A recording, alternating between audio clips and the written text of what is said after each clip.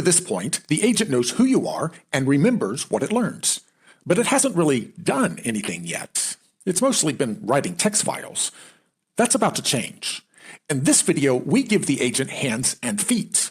By the end, you'll type a sentence and watch the AI write code, run it, and open a visualization in your browser, all by itself. The tool that makes this possible is Python. Not because Python is the only option.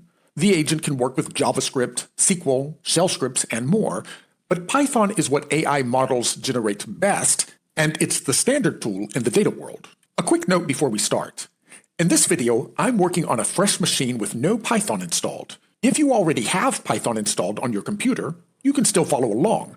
The installer will add a new version alongside what you have. The virtual environment we set up keeps this project's packages separate, so your other Python projects stay untouched. I'll head to python.org and grab the installer for Windows. Don't click the Download Python Install Manager. Instead, click the standalone installer link, in our case Python 3.14.4. The Install Manager is a newer tool that works fine, but it adds a layer we don't need for what we're doing here. Once it's downloaded, I'll kick off the installation.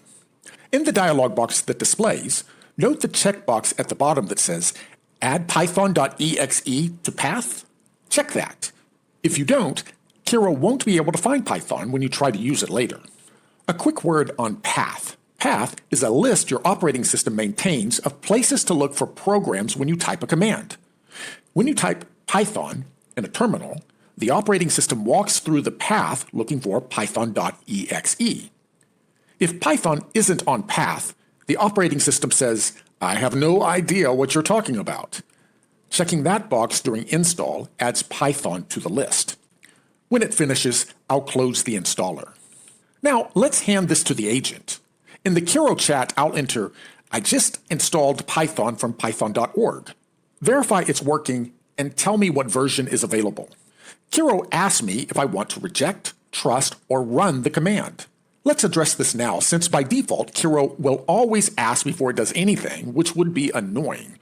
For this series, I'm giving the agent full access so we don't get interrupted during demos. On a real project, you'd want to be more selective about what the agent can do without asking. And we'll set up guardrails when we get to hooks in a later video. I'll click Trust. In the resulting feedback that Kiro provides, I'll click Base Python asterisk. Note the dialog box that opens. I'll click to open Settings. Within Settings, I'll click Add Item and enter an asterisk. This will give this instance of Kiro permission to run everything. Notice that Kiro interacts with the terminal to run the Python command that returns the version. The agent is running commands on your behalf. If the agent has trouble locating the instance of Python you just installed, the quickest fix is likely restarting Kiro. Next, I'll ask Kiro to install UV and to remember that UV is the preferred tool for Python package installation and virtual environments. I'll explain what UV is by describing Python's ecosystem. Python, by itself, is lean. It handles only the basics, but it doesn't know how to read Excel files, build charts, or talk to a database. What makes Python the dominant language for data and AI is its ecosystem. Tens of thousands of libraries, also called packages, built by a large community over the last 3 decades. If you need to call a database, build visualizations, or interact with Excel, there are libraries that have been built for those use cases. The catch is that libraries need to be installed, and different projects need different libraries, sometimes even different versions of the same library. That's what UV manages. It installs libraries, tracks which ones each project needs, and keeps them isolated so they don't step on each other. Think of it as a supply room manager. You tell it what you need, and it fetches, organizes, and stores everything so your project has exactly what it requires. Understanding that Python's power comes from its libraries, not from the language alone, helps explain why the setup we're currently walking through matters.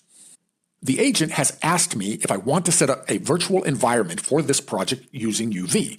Indeed, I do, so I'll tell it to set up a virtual environment for this project and activate it in the current terminal. Virtual environments are useful for keeping instances of Python isolated from each other. If you install a library for this project, and you have another Python project on your computer, the install could affect both. One project might break because a different version of a particular library is required. The agent requires a virtual environment folder and activates it. From here on, anything the agent installs stays in this project. The agent ran into an issue.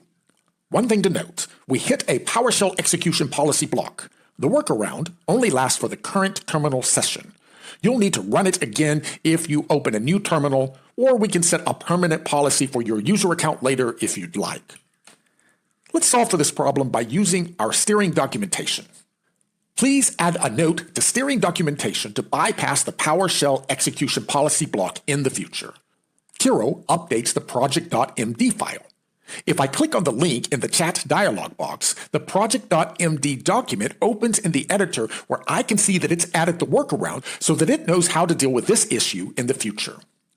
This is a good example of using steering documents to give the agent the memory it needs to operate effectively in this project. Now let's take our Python environment out for a test drive. Write a Python script that scans this project folder and generates an HTML dashboard showing all the files, color-coded by type, sized by file size, with animated bars and a dark theme. Open it in my browser when it's done. The agent writes the Python code, checks for any required libraries, executes the script, and launches the browser with a working interactive visualization.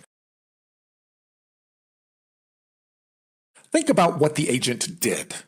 It read your project folder, and then wrote Python code that uses the file system and generates HTML. Along the way, it checked for any libraries the script needed.